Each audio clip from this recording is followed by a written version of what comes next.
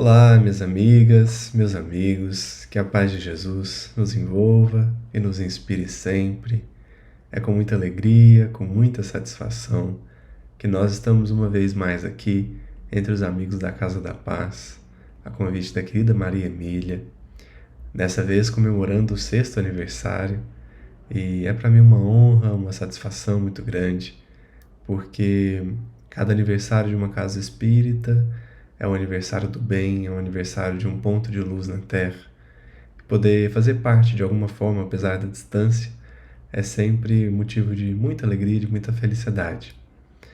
E também por isso, né, pensando aí no nome da casa, que evoca essa que é uma das virtudes ou das características mais almejadas por todos nós, que é a paz, é que colocamos o tema como Em Busca da Paz. Isso porque não é difícil notar, não é necessário fazer um grande esforço para notar que o grande desafio nosso hoje é estar em paz. Porque temos não só assédios de vários lugares, de várias ideias, mas também os assédios de nós mesmos, em termos de projetos, em termos de realizações, que acabam por exigir de nós cada vez mais, sendo que nem sempre nós temos verdadeiras condições de corresponder, verdadeiras condições de realizar tudo isso. De maneira que a reflexão em torno da paz, né, nessa busca pela paz, ela é necessária todos os dias, porque é preciso refletir a respeito do que nós temos buscado, do que nós temos ansiado, mas, sobretudo, o que nos motiva, o que nos move nessa busca. Muitas das nossas angústias certamente são criadas por nós mesmos, por estabelecer padrões, estabelecer metas que nem sempre estão ao nosso alcance, gerando assim um sofrimento por não atingi-las ou por não alcançá-las. E aí, isso nos motiva a reflexão de hoje, nos motiva a esse encontro, porque a nossa busca aqui agora é de uma reflexão muito sincera, muito honesta com cada um de nós, percebendo que é um momento em que a gente pode se inclinar para extremos, né? O que estou dizendo é que a gente pode se inclinar a um extremo dessa busca incessante, dessa conduta de sempre colocar metas difíceis, projetos complicados, como se fôssemos obrigados a sempre estar numa estafa, né? E o outro extremo, que é o da preguiça total, né? O da inércia, o da falta de atividade. E o do ócio, né? E aí, o nosso intento aqui hoje, a nossa busca é refletir um pouquinho sobre um caminho do meio. Um caminho em que nós poderemos seguir trabalhando, servindo, agindo, né? Usando as nossas forças, as nossas capacidades, mas sem debandar aí por esse extremo do exagero, porque é claro que todos nós temos muitas coisas a fazer. É claro que todos nós temos compromissos imensos a cumprir, seja da área física, né, da área terrena, profissional, pessoal, familiar, mas igualmente da área espiritual, da parte espiritual, conhecedores que estamos do pretérito, né, das reencarnações anteriores e de quanto mal nós já devemos ter feito, né? Então, é certo que, consciente ou inconscientemente, todos nós temos um alerta interno dizendo: é preciso trabalhar, é preciso fazer, é preciso realizar, é preciso, acima de tudo, se transformar. Mas daí a cair num ritmo de trabalho, de, de realização tão intenso que supere as nossas forças, tem uma distância grande, né? E, e é sobre isso, mais ou menos, que nós gostaríamos de refletir aqui. Porque quando nós falamos da paz, e Emmanuel vai escrever várias mensagens, nós selecionamos uma delas aqui hoje. Emmanuel escreve várias mensagens sobre paz, inclusive há um livro inteiro sobre isso, que chama Bênção de Paz. Aliás, há vários livros que levam paz no nome. Há uma mensagem no livro Vinha de Luz chamada Paz do Mundo e Paz do Cristo, que é o capítulo 105. E ali Emmanuel vai definir os conceitos de paz. O que o mundo entende como paz e o que Jesus entende como paz. E creio seja esses conceitos bastante intuitivos, né, e que nos competem aqui apenas rememorar de forma sucinta, mas caso alguém queira aprofundar na escrita ou na mensagem de Emmanuel, poderá procurar ali no Vinha de Luz, capítulo 105. Mas é certo, e acho que é intuitivo para nós, que o conceito de paz humana é aquela vida ociosa, é aquela vida sem problemas, é aquela vida sem desafios, é aquela vida em que há uma previsibilidade imensa. A gente gostaria de viver uma vida em que eu sei exatamente o que irá acontecer amanhã. Porque isso me traz segurança, isso me traz paz, isso me traz conforto. Contudo, esse conceito de paz precisaria passar antes por um teste. Qual teste? Saber se é possível. Saber se é possível. Nesse sentido, há uma reflexão muito oportuna que poderemos trazer aqui, que começa numa bem-aventurança. Bem-aventurados os aflitos, porque serão consolados. Bem-aventurado quer dizer feliz ou mais do que feliz, muito feliz. Então, vejamos o que Jesus está nos dizendo aqui. Felizes os aflitos. Muito felizes são os aflitos. E isso, a princípio, pode soar um contrassenso, porque afinal de contas, nós estamos justamente atrelando felicidade com esse conceito de paz, que é, na verdade, a ausência de aflição, ou a ausência de problema, a ausência de tormenta. Mas ali está o Cristo a nos dizer: bem-aventurados mesmo são os aflitos, são os felizes. E por que Jesus fala isso? Né? Por que Jesus traz que o aflito é que é feliz? Isso é curioso. Isso é bastante curioso, porque isso já começa a nos pedir questionar até mesmo o conceito da própria felicidade. O que é felicidade realmente? Porque esse conceito de felicidade, como dissemos agora há pouco, para o mundo ou para a humanidade em geral, né, via de regra, o conceito de felicidade vai estar muito atrelado ao conceito de paz, que vai estar atrelado ao conceito ou a essa noção de vida, de ausência de aflição, de ausência de problema, de previsibilidade. Porque o que nós mais gostamos é de previsibilidade. Porque isso traz uma certa segurança, isso traz uma certa, um certo conforto, né? Mas acontece que nós precisaríamos olhar para a vida terrena, para a existência física e nos questionar: existe essa vida sem aflição? Quando o próprio Cristo dirá mais tarde: no mundo tereis aflição. No mundo tereis aflição, aflições.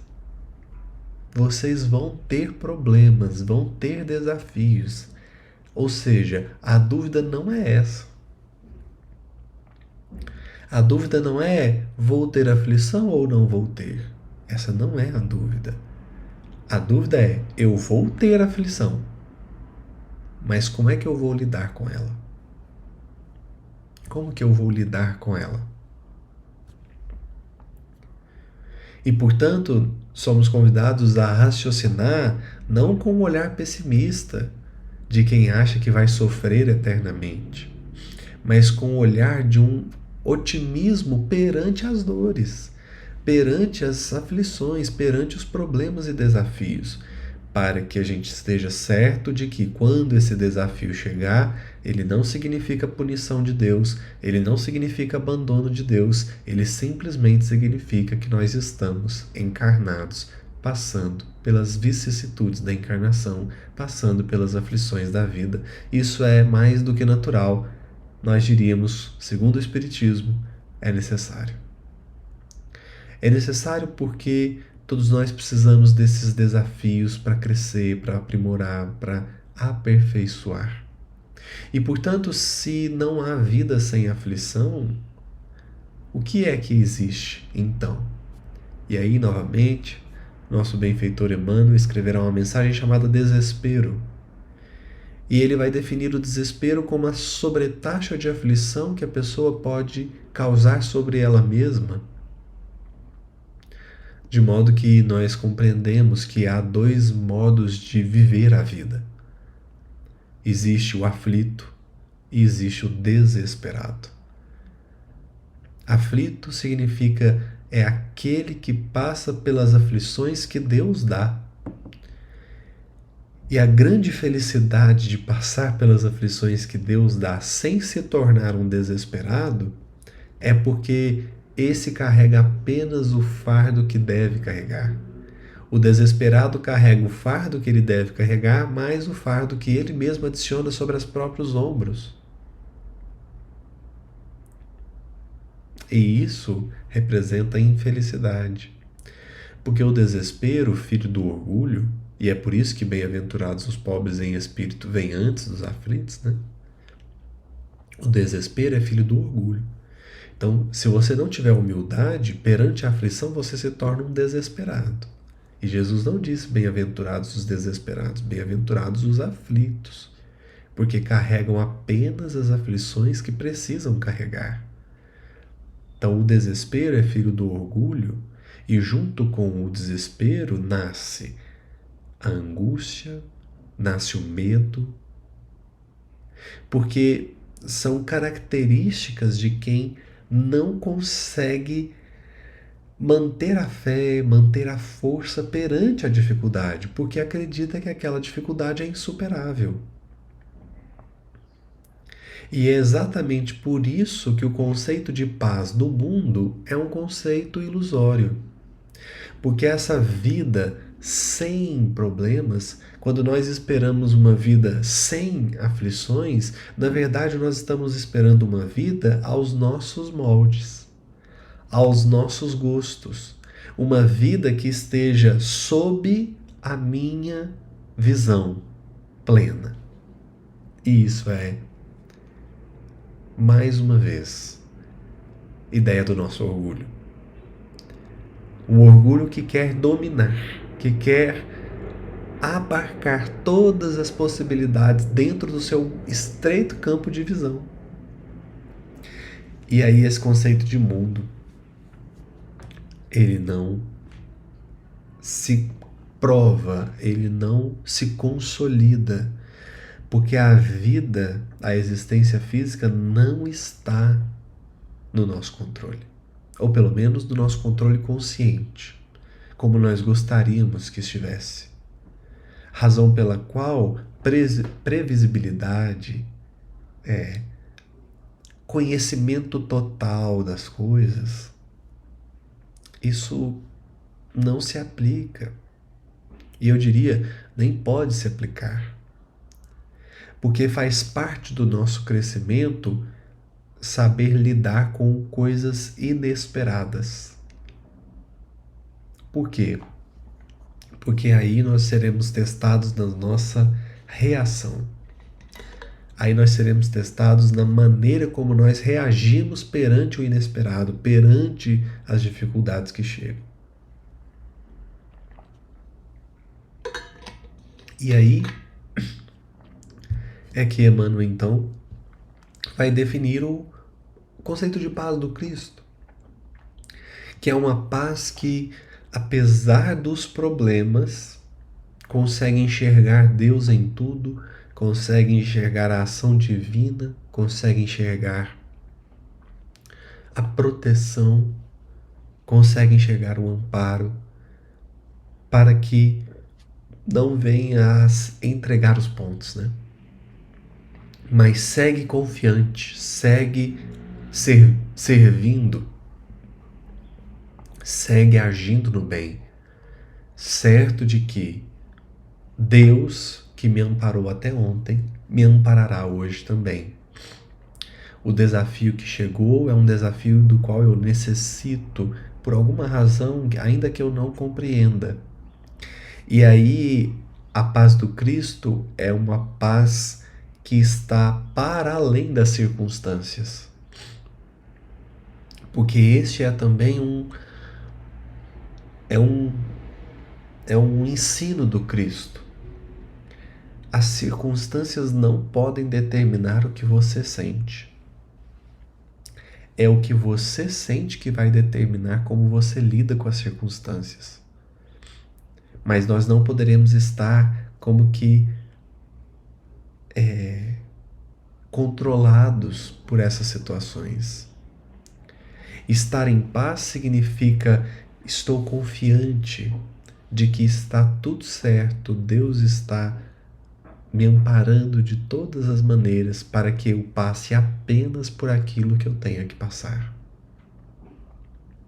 E, portanto, a busca pela paz se converteria num fortalecimento de fé. Num fortalecimento de fé. Mas mais ainda, não só a paz sendo afetada pelos desafios externos, mas a paz sendo afetada pelos conflitos internos. E aqui é que a nossa reflexão ganha um outro tom. Um outro tom. Porque quando a gente olha para tudo que está fora, nós vamos percebendo que as situações são neutras. Elas não são, elas não carregam valor em si mesmas. Nós é que vamos dar valor a elas. E é exatamente por isso que uma situação para uma pessoa pode ser boa e para outra pode ser ruim. A mesma situação. Alguém pode encarar uma dificuldade olhando com um prisma de evolução, de aprimoramento, de aprendizado, e outra pode olhar com um clima de punição, de ira de Deus, né, de abandono. E aí a gente percebe que tudo que tira a nossa paz, na verdade, não está fora, está dentro. E aí então, a situação fora, seja a dificuldade, seja o embate, seja a dificuldade que for, ela na verdade só tira a nossa paz porque existe um problema interior que ainda não foi tratado, ainda não foi superado, ainda não foi regenerado da maneira devida e por isso ainda revela separatividade, revela angústia dentro de nós. E é por isso que a nossa abordagem sobre a paz precisa ser uma abordagem interna aqui hoje. Para que a gente cumpra o nosso intento, é preciso olhar para dentro. É um convite para cada um de nós. O que tem tirado a minha paz? Porque, na verdade, isso que tem tirado a minha paz está revelando algo no meu coração que precisa ser cuidado, precisa ser aprimorado. no final das contas, quer a gente olhe para conflitos internos, quer a gente olhe para dificuldades externas, quer a gente olhe por esse ritmo louco de atividades que muitas vezes a gente se impõe, tudo isso só tira a nossa paz, porque tem questões internas a resolver. E essas questões, elas vão esbarrar na fé, elas vão esbarrar na, na, num, num, na humildade, né, que é uma aceitação mais profunda. Então nós gostaríamos de ler uma mensagem de Emmanuel, ela é curtinha, e ela está também num livro bastante curto, mais profundo de Emmanuel, chamado O Essencial. E a mensagem se chama Buscando Paz. E Emmanuel diz assim: aquele que te agride pode ser um doente. Não te queixes. Espera. Não dramatizes. Ora. O troco do silêncio é uma bênção de paz. Recorda quantas vezes ferimos sem querer. Se o golpe é dos mais graves, entrega o assunto a Deus. Para sanar o mal, bastar-se-á viver. Nós gostaríamos de fazer uma análise aqui, frase por frase, porque o Emmanuel está dando para a gente aqui várias perspectivas de coisas que podem nos tirar a paz. Mas nós vamos perceber que, no final das contas, tudo isso está dizendo de uma questão interior que nós precisamos olhar. Vamos lá. Ele começa dizendo assim, perdão, aquele que te agride pode ser um doente. Por que pode ser um doente? Porque ele pode ter te agredido sem querer. Quando é que ele é um doente? Quando ele te agride com intenção. Todo ser humano que tem intenção de agredir um outro, ele está doente. Ele está doente.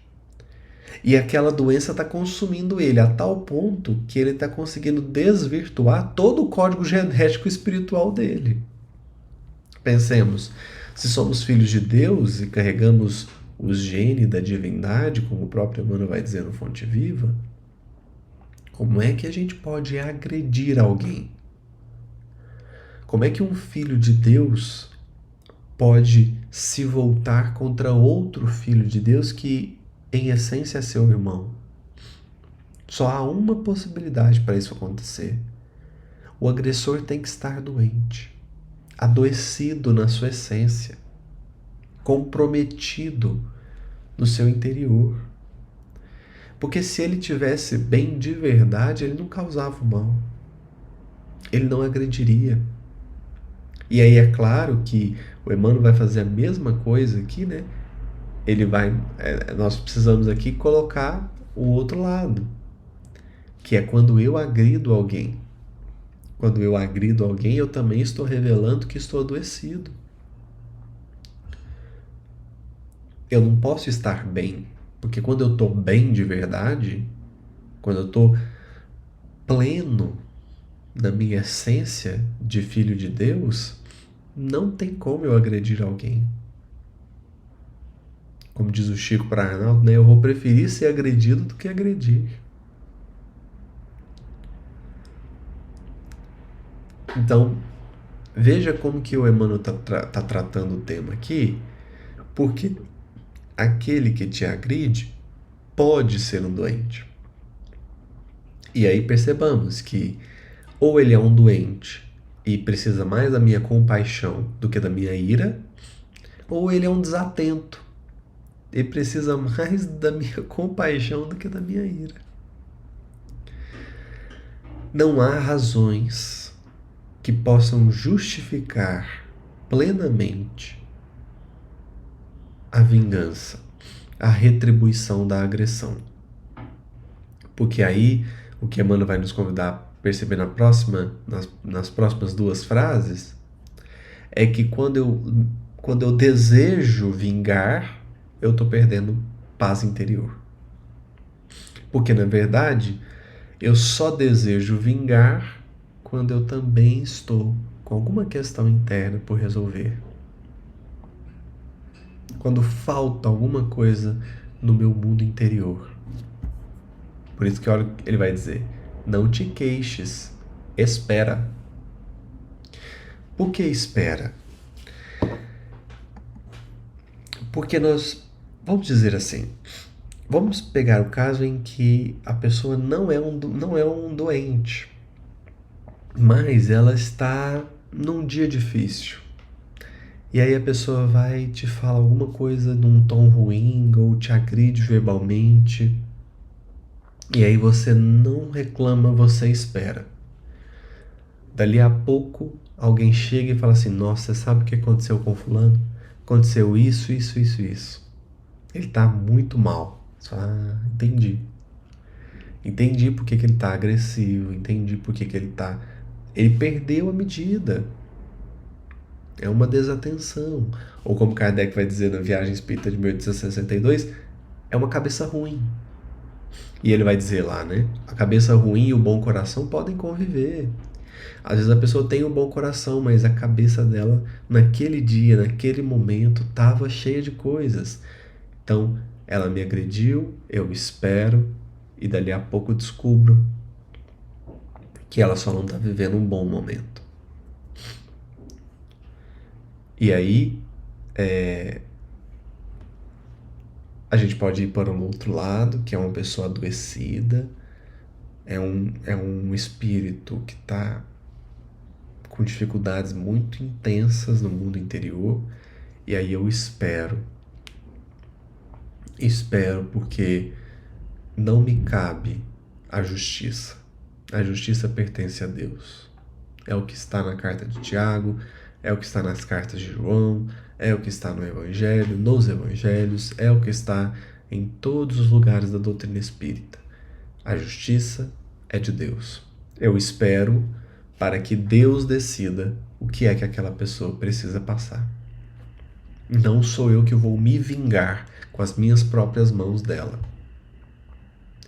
Posso movimentar recursos humanos, se possível, né?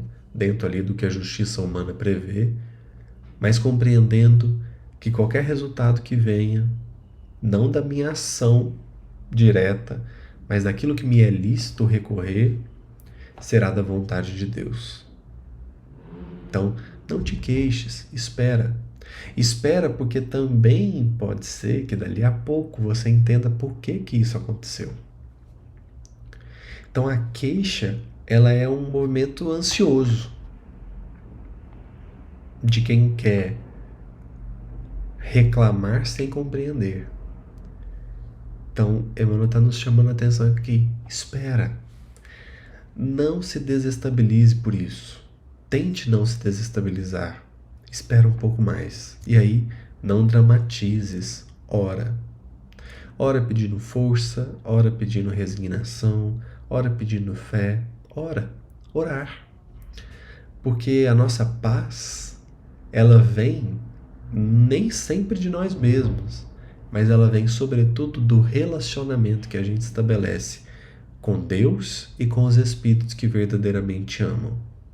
Toda vez que a gente consegue sintonizar com esses planos mais altos da vida, de uma maneira inexplicável, e eu digo inexplicável porque eu não consigo explicar mesmo, mas de uma maneira inexplicável, a gente sente o coração acalmando.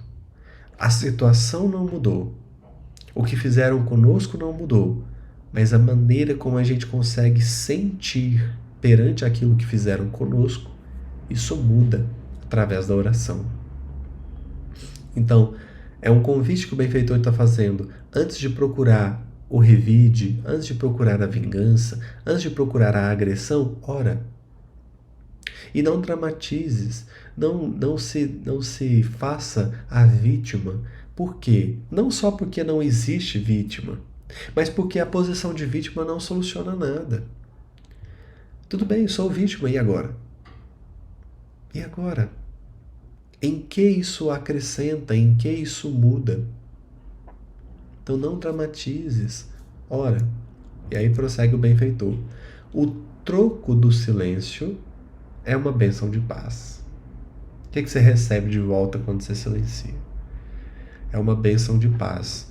É claro que o que o Emmanuel está dizendo aqui não é o silêncio absoluto como regra, porque na verdade nós vamos perceber que a espiritualidade nunca traz regrinhas para nós. Eles trazem princípios, eles trazem diretrizes. Então o silêncio aqui é sobretudo no momento em que eu quiser agredir de volta. O silêncio quer dizer quando eu não tenho nada de bom para dizer, aí eu silencio. Porque é melhor silenciar do que falar algo ruim. Né? A própria Meimei vai dizer, onde não possas prestar auxílio, silencia. Porque o verbo, que é divino, que é a criação divina, a palavra, o ato de falar, deveria ser sempre usado para o bem. Então Emmanuel está descrevendo uma situação aqui, né? Que é quando eu estou sendo agredido, eu estou sendo enfrentado, tem alguma coisa me desestabilizando. Aí eu silencio. O troco do silêncio, ou seja, o retorno, né? O que o silêncio me dá de volta, é uma bênção de paz. E aí, justificando por que ele usou o verbo poder lá em cima, né? Aquele que te agride pode ser um doente? Emmanuel escreve aqui embaixo. Recorda quantas vezes ferimos sem querer. Quantas vezes? Quantas vezes nós é que estamos na situação da cabeça ruim? Da pressão do dia a dia, das dificuldades, né? Então, recorda quantas vezes ferimos sem querer, isso pode estar acontecendo com o outro. E se não é esse o caso, se ele tem a real intenção de ferir, então ele é um doente, precisa de tratamento, né? Precisa de cuidados. Se o golpe é dos mais graves, entrega o assunto a Deus. E aqui é interessante perceber que Emmanuel não está dizendo o entrega para Deus no sentido do desleixo. Emmanuel está falando de um movimento muito sincero. E isso traz uma paz tão grande, mas tão grande.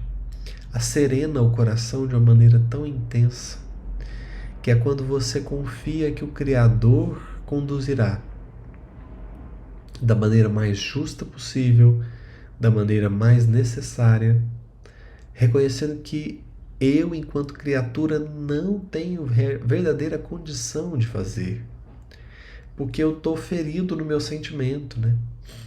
E toda vez que a gente é ferido no nosso sentimento, toda vez não, mas muitas vezes a nossa reação, ela é desproporcional. Ela é desproporcional porque a gente não consegue julgar muito bem, né? A gente não consegue fazer uma análise muito boa. Por isso que o Haroldo certa vez definiu o perdão como é quando você desiste de ser juiz em causa própria. Isso é o perdão. Aí você entrega para Deus e deixa Deus cuidar. Você para de julgar em causa própria.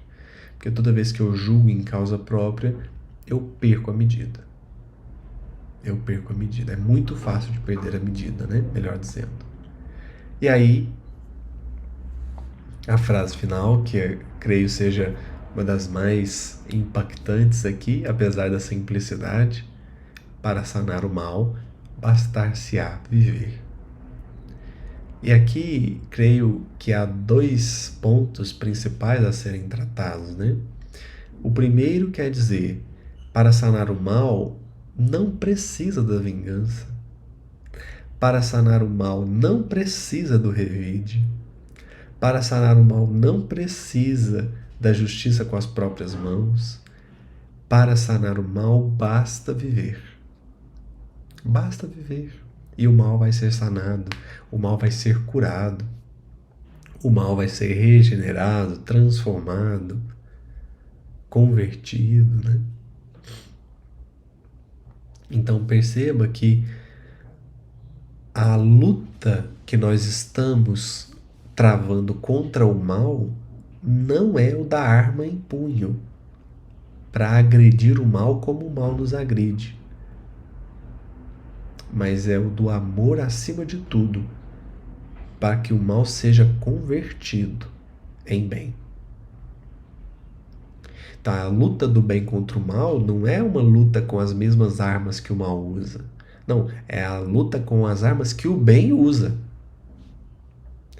E aí a gente olha para Jesus e olha para o Império Romano. O Império Romano tinha armas, espadas, cavalarias, soldados, exércitos imensos. E Jesus era um só com a mensagem do amor. Quem é que venceu? Quem é que venceu? O que é o Império Romano hoje, né? História. Páginas do livro de história. E o Cristo? E o Cristo?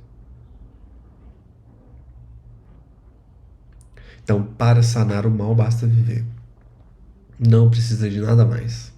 Por mais que isso desafie um aparente senso de justiça que a gente tenha, é preciso, se a gente refletir mais a respeito, nós vamos perceber que basta viver. Basta viver. Agora, o outro ponto de interpretação, que para mim também é muito bonito, ou um outro ponto de entendimento, né, dessa fala do Emmanuel, para sanar o mal basta viver, porque o mal não vive para sempre. O mal, uma hora, cai. Por isso que em outra mensagem, o próprio benfeitor vai escrever assim: o bem semeia a vida, o mal semeia a morte. Por quê? Tudo que é obra do mal tende a acabar. Por isso que o Império Romano acabou. Tudo que é obra do mal tende a acabar. Tende a findar-se, a desaparecer. Por quê? Porque o mal é tão fraco, que ele não se sustenta para sempre. É tão frágil que precisa de espadas, precisa de tanques de guerra, precisa de armas, precisa de bombas nucleares, de tanto que o mal é fraco. O bem não. O bem é tão forte que não precisa agredir ninguém, que não precisa guerrear com ninguém. E segue, vivo e operante, transformador da terra inteira. Compreende? Por isso que nós vamos encontrar paz na confiança. Na confiança de que o bem é que vai vencer, o bem é que vai sobressair, o bem é que vai perdurar. Porque o mal é muito fraco. O mal é muito fraco. O máximo que o mal consegue é durar alguns séculos, alguns milênios que seja. Mas e o bem, que dura a eternidade inteira? De modo que não há o que temer. E por que nós dissemos, e aqui para a gente concluir, né, as nossas reflexões, por que nós dissemos que a abordagem é toda interior? Porque sou eu que vou decidir como que eu vou lidar com isso. Mas também, porque eu preciso cuidar do meu orgulho, que quer fazer muita coisa, da minha vaidade, que quer sobressair em tudo. Tudo que o Emmanuel aconselhou aqui, a oração, a espera, a reflexão sobre os próprios erros, tudo isso vai nos ajudando a construir uma robustez interior para que a gente fique em paz no lugar que a gente está, fazendo o nosso melhor, fazendo o que está ao nosso alcance sempre, trabalhando, como os Espíritos vão dizer na questão 642 do Livro dos Espíritos, trabalhando no limite das nossas forças, mas não além dele, nem aquém nem além, mas dando tudo quanto nós pudermos dar de maneira constante, de hoje para a vida toda, de hoje para o resto da eternidade. Porque ninguém foi chamado a salvar o mundo, mas nós fomos chamados a contribuir com o mundo, salvando-nos a nós mesmos. Salvando-nos a nós mesmos dos desejos de vingança, de guerra, mas sobretudo das inquietações que muito mais nos desestabilizam do que promovem realização.